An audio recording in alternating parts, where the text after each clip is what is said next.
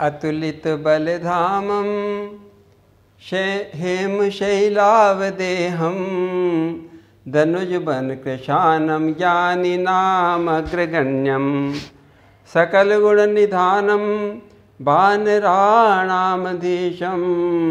रघुपति प्रिय भक्तं वात जातं नमामि। बोलिए हनुमतलाल जी महाराज की। जामवंत जी के सुंदर वचन सुनकर हनुमान जी हर्षित हो गए।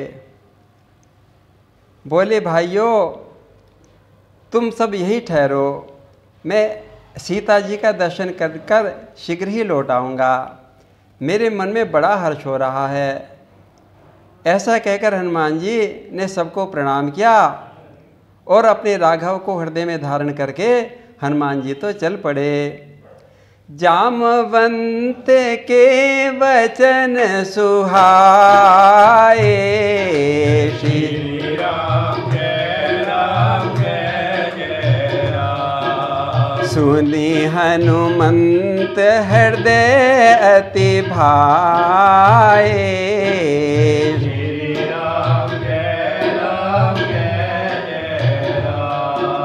तब लगी मोहि पर खहु तुम भाई।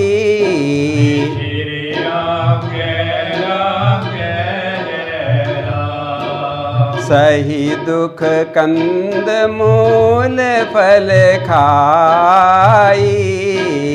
श्री राम जय राम। जब लगी आवो तही देखी, राम जय राम। हो इहि काज मोहि हर्ष विशेखी, राम जय राम। यह कही नाय सबहु कहूँ माथा,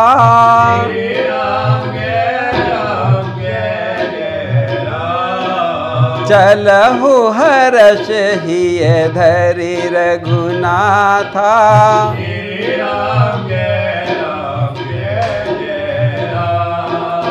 हनुमान जी तो चल पड़े और कहने लगे, जब तक लौट कर नहीं आऊं तब तक यहीं ठहरे रहना। श्री राम नाम का कीर्तन कर आशीष मुझे देते रहना। ऐसा कहकर हनुमान जी राम एक सुंदर शिला पर चढ़ गए। पास में एक बहुत सुंदर पर्वत की शिला थी, वहाँ पर हनुमान जी चढ़ गए और अपने प्रभु का बार बार स्मरण किया और छलांग लगा दी। सिंधु तीर एक भूधर सुंदर, कौतुक का गोद चढ़ौता ऊपर। बार बार रघुबीर समारी, तर कहु पवन तनय बल भारी।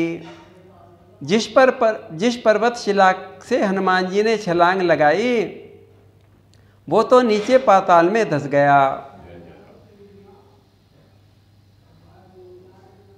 राम जी के अमोघ बाण की तरह हनुमान जी तो चल पड़े। जेहि गिरि चरण दे हनुमंता, श्री राम जय राम। चलहु सोगा पाताल तुरंता, श्री राम जय राम। जिमि अमोघ रघुपति कर बाना, श्री राम जय राम। एहि भांति चलहु हनुमाना, श्री राम जय राम। जिस पर्वत पर पड़ जाए पाव, वह नीचे धंसता जाता था।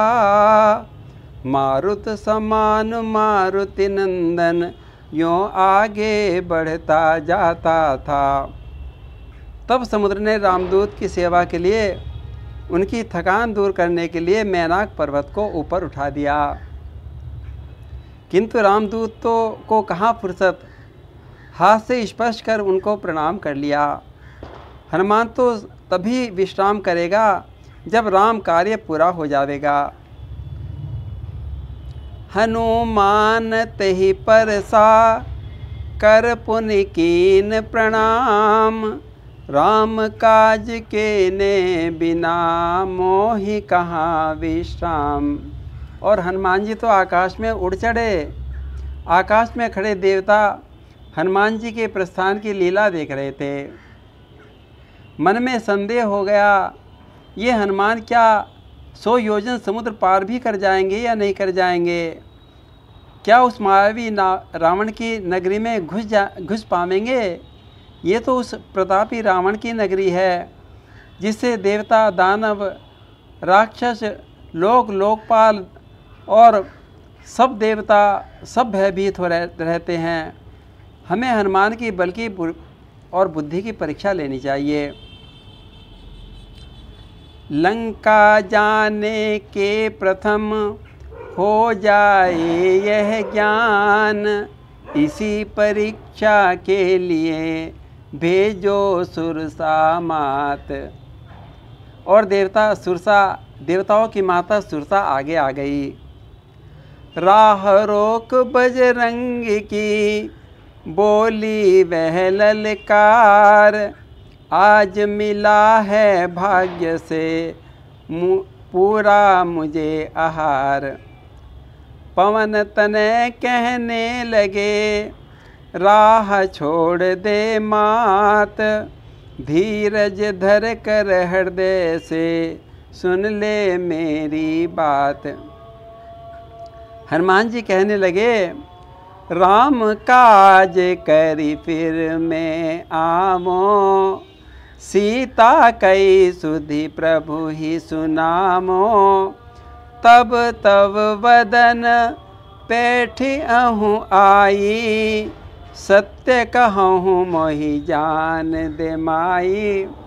हनुमान जी उससे कहने लगे, हे माता, हे देव माता, मैं तेरे से सत्य वचन कह रहा हूँ, तू मुझे जाने दे। मुझे राम काज से आने पर मैं तेरी सारी इच्छाएं पूरी कर दूंगा। किंतु सुरसा तो मान ही नहीं रही। तब हनुमान जी ने कहा, यदि तुम नहीं मानती तो लो मुझे खा लो। पवन तनय के वचन सुन सुरसा हुई विशाल, जो जन भर का मुख किया गरज उठी तत्काल।